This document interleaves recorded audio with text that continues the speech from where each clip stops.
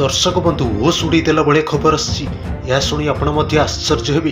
Tewatia लड़ुआ batting Punjab को तारी घरे मातदेला गुजरात।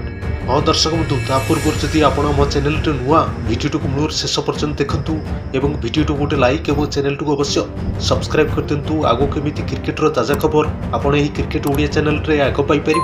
आईपीएल रे रविवार खेल जाइथिबा 37तम मैच रे गुजरात टाइटन्स पंजाब किंग्स को तारी माटी 3 विकेट हराई। राहुल तेवातिया लड़ुआ 36 रन बल गुजरात चलित संस्करण चतुर्थ विजय हासिल कर 143 रन विजय लक्ष्य को पिछा कर गुजरात 19.1 ओवर 7 विकेट हराई हासिल कर। तेवातिया व्यतीत शुभमन 35 रन और साई सुदर्शन 31 रन कर। प्रथम बैटिंग कर पंजाब 142 रन करथिला।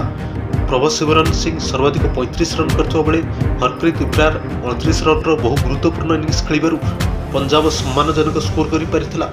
बोलिंग रे गुजरात पक्षरु साई किशोर 4टी विकेट नेतिला बेले पंजाब पक्षरु हर्षल पटेल 15 रन दे 3टी विकेट नेइछन्ति।